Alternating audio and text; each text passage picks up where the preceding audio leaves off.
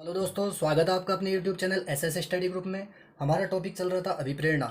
अभिप्रेरणा के अंदर हमने विशेषताएं भी पढ़ ली थी, अभिप्रेरणा की परिभाषाएं भी पढ़ ली थी, और अभिप्रेरणा के अंदर हमने पढ़ा था उसका चक्र, जो तीनों पॉइंट मैंने आपको समझा दिए हैं। ठीक है, तो आज का जो पार्ट है उसके अंदर हम पढ़ेंगे अभिप्रेरणा के प्रकार। ठीक है, अभिप्रेरणा के प्रकार तो इसके दो प्रकार होते हैं।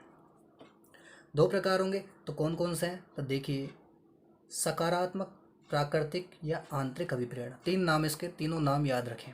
ठीक है, सकारात्मक, नकारात्मक दो अभिप्रेरणाएं हो चुकी है, और इनके साथ के नाम भी याद रखें। तो अप्राकृतिक और बाह्य अभिप्रेरणा दो प्रकार की बता दी। अब इसके जो पॉइंट है वो देखते हैं हम।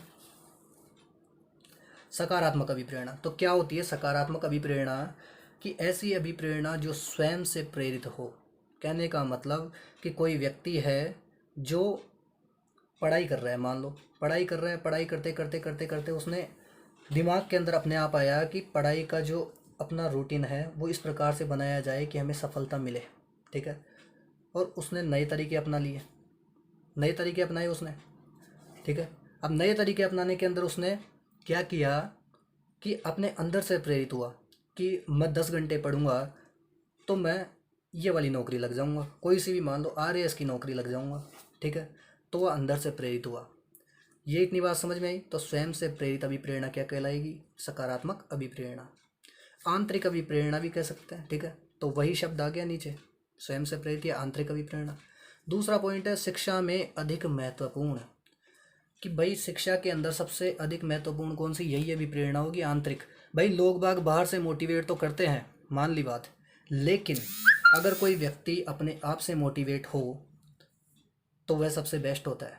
ठीक है, तो शिक्षा के अंदर सबसे महत्वपूर्ण यही बात होती है कि व्यक्ति अपने आप से मोटिवेट होए कि मैं पढ़ूंगा, क्यों पढ़ूंगा, किस लिए पढ़ूंगा, कैसे पढ़ूंगा, सब खुद के अंदर सवाल होने चाहिए, और उनके जवाब भी वह खुद ही ढूंढे। ठीक है, तो शिक्षा के अंदर अधिक महत्वपूर्ण होती है ये वाली अभिप्रेरणा। यह अभिप्रेरणा आविष्कार, ठीक है, खोज व जिज्ञासा पर अधिक बल देती है। ठीक है, इसके अंदर प्रेशर नहीं होता व्यक्ति के ऊपर, वह कोई भी कार्य बिल्कुल मज़े से करता है। ठीक है, यानी उसको पढ़ना भी होगा तो वो लक्ष्य के आधार पे पढ़ेगा। अगर उसने आरएएस का लक्ष्य लिया है तो फिर वह पढ़ेगा बिल्कुल रूटीन से कि भाई 10 घंटे पढ़ने हैं, तो फिक्स कर लेगा वो उनको, और तरीके से पढ़ेगा अपने मन में। और वह गलतियों से सीखेगा कि कहीं मान लो उसने गलती कर दी कि भाई 10 घंटे से पार नहीं पढ़ रही तो 12 घंटे पढ़ेंगे, तो ये गलतियों से सीखेगा व्यक्ति, और ठोकर खा खा के वो अपने लक्ष्य को प्राप्त कर ही लेगा। तो सबसे बेस्ट होती है ये वाली शिक्षा के क्षेत्र में। अब देखिए आगे, भूख, प्यास, नींद, ये क्या होती है? सकारात्मक, यानी आंतरिक अभिप्रेरणा, सकारात्मक अभिप्रेरणा और प्राकृतिक अभिप्रेरणा। अब एक बात बताइए कि किसी व्यक्ति को मान लीजिए भूख लगी, तो वो क्या है? उसकी प्राकृतिक अभिप्रेरणा। सेकंड है प्यास, अगर किसी व्यक्ति को प्यास लगती है, नींद आती है, ये सब क्या है? प्राकृतिक चीज़ें हैं। ये हमने थोड़ी ना बनाया है, ये तो भगवान से ही प्रदत्त है कि भाई हम जब से पैदा हुए तब से यही काम करते आ रहे हैं। ठीक है, अब देखिए इसका एग्जाम्पल है कि घोड़े को तालाब तक ले जाया जा सकता है, लेकिन उसे पानी पीने के लिए बाध्य नहीं किया जा सकता। कहने का मतलब कि अगर किसी व्यक्ति को मोटिवेट तो कर रहे हैं, खूब कर रहे हैं, ठीक है, कि भाई तू पढ़ पढ़ पढ़, लेकिन जब तक उसके अंदर से आवाज़ नहीं आएगी कि मेरे को पढ़ना चाहिए, तब तक वह नहीं पढ़ पाएगा। इसका कहने का मतलब ये है। ठीक है, तो दोस्तों अब देखिए नकारात्मक या अप्राकृतिक या बाह्य अभिप्रेरणा।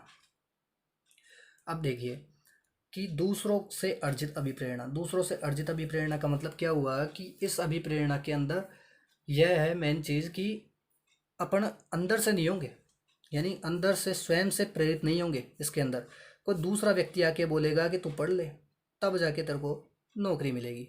ठीक है, और ऐसे पढ़ेगा तो ऐसे नौकरी लगेगी। इसमें क्या हुआ? इसमें तो खुद ही सोच रहा है व्यक्ति, लेकिन इसके अंदर सोचेगा खुद नहीं, दूसरा बताएगा। जैसे कि कोई भी मोटिवेशनल वीडियो जो आपको यूट्यूब में मिलते भी होंगे, तो वो क्या क्या बोलते हैं कि पढ़ा करो, ये पढ़ा करो, वो का पढ़ा करो, कि आप 30 दिन तक ये रूटीन अपनाओ, तब जाके ऐसा काम होगा। ठीक है, तो दूसरे व्यक्ति अभी प्रेरित करते हैं हमें, तो दूसरों से अर्जित अभिप्रेरणा कहलाएगी ये। फिर है शिक्षक या अन्य व्यक्ति द्वारा बाहर से आरोपित, यानी कोई भी शिक्षक या अन्य व्यक्ति आकर आपको बाहर से ऐसे बोलता है कि आप पढ़िए, या फिर कोई भी कार्य करने के लिए कोच का काम करता है। ठीक है, एक तरह से तो ये चीज़ किसके अंदर आएगी, नकारात्मक, अप्राकृतिक या बाह्य अभिप्रेरणा में। यह शिक्षा के क्षेत्र के अंदर इसलिए बढ़िया नहीं मानी गई है क्योंकि जो आंतरिक अभिप्रेरणा होती है इसमें गलतियों से व्यक्ति बहुत ज़्यादा सीख लेता है, ठीक है। और इसके अंदर क्या होता, और इसमें आविष्कार बोल दिया ना मैंने यहाँ पर कि आविष्कार और खोज पर अधिक बल होता है, ठीक है।